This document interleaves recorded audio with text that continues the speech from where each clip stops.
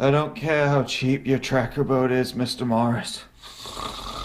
It looks like it was built in 1977. And it's underpowered. And it looks like ass. What? Who's there? Mr. Morris?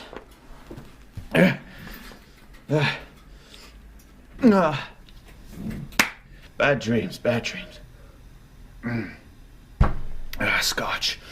It's good. So yesterday I tried to go fishing. I tried to do a little bit of trout fishing actually, so I could share that with you. Unfortunately, it didn't end so well.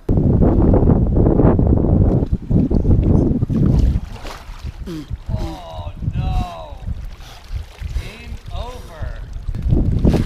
It is now Sunday, and I figured, well, I'm not going to be able to go out today. It's, you know, still like 30 degrees in Virginia, so what I thought I would do is sort of change the pace a little bit, and I'd give you a video, a discussion video, where I go over one of my hot button topics. Typical response to the question of, hey, I'm new to fishing and I'm just kind of wondering what kind of rod should I buy? The typical answer to that has usually been, over the last couple of years, especially on YouTube, go out, buy a 6'6" medium heavy, 6'8", 7-foot medium heavy, and you'll be fine. If it's bass fishing you're trying to do, you'll be great. And to be honest, I don't really think that's the best advice that you can give to somebody, especially if they have no experience in the hobby. So personally, I actually recommend, if you're a beginner and you've never gone fishing before and you've never caught a fish, I actually recommend that you go out and you buy something like a 5'6" ultralight. Now a lot of you will be like, whoa! What are you saying? An ultralight? Hear me out. Hear me out. There are some practical reasons why I think an ultralight rod is a pretty good investment for somebody who is brand new to the sport. When you're first starting out, you're going to be dialing in your casting. So you're going to make mistakes. You're going to cast into trees. You're going to get snagged on vegetation. You're going to overshoot. You're going to be wildly inaccurate. And I feel as though with an ultralight rod, like something in like the 5'6", 6-foot range, you're really restricted. I mean, you're probably only going to be able to cast out 35, 40 feet at most. So that really restricts your ability to make mistakes. And I think that extra level of control is really valuable for somebody who's just starting out. So then we come to the issue around rod tip sensitivity and why I think the ultralight rod is just a much better alternative to the medium heavy for beginners who are just entering the sport. When you're first starting out, it's pretty painfully obvious that you don't know what you're doing, and you'll find that out almost within the first couple of casts. With a medium heavy, you're not really going to have the sensitivity that you might need as you're learning your craft. And let me give you an example of what I mean.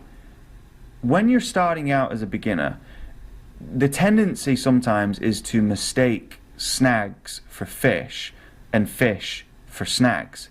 You'll find that with a lot of beginners, when they believe that they have a giant 5-pound bass on the end of their hook, they have in fact a giant boulder. Now obviously there is no debate. The ultralight rods are incredibly sensitive and vastly more sensitive than medium heavy rods.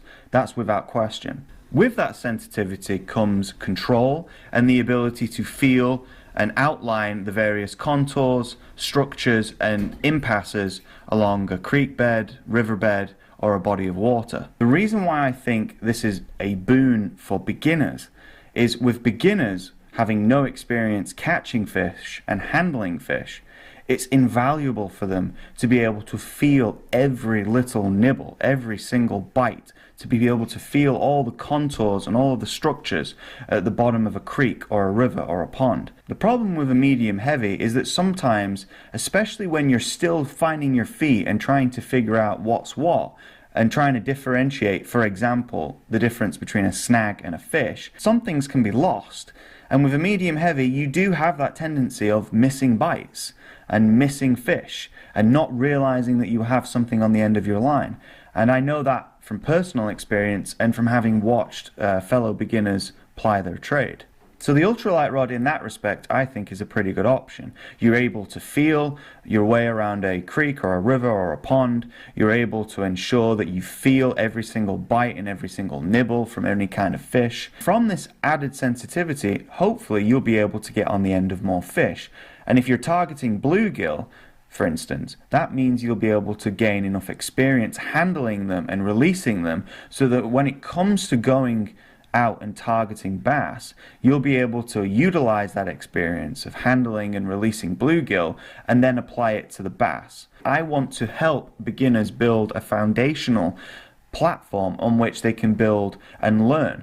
Now, to do this, I think they have to target panfish such as bluegill and catch several of these fish before they move on to bass and bigger species thereafter. The ultralight rods are multi-species rods. You can target panfish with them such as bluegill, and you can also go for largemouth and smallmouth as a matter of fact. An ultralight rod allows them to do this, whereas a medium heavy, frankly, does not. But those are just some of the reasons why I think the ultralight rod is frankly a better option for the beginner. The beginner being somebody who has no fishing experience whatsoever. But these are just my opinions at the end of the day, so by all means, let me know what you think. If a medium heavy is still the go-to rod for a beginner, then let me know why. And if you think I'm maybe right about the ultralight rods, or if maybe there's another option that you would recommend, then I'd love to hear your thoughts down in the comments. As always, everyone, it's been an absolute pleasure speaking to you today, and I hope you have a great, fantastic day. Take care. Bye-bye. Oh, hello, Bass Pro. This is OTP Fishing here. Yeah.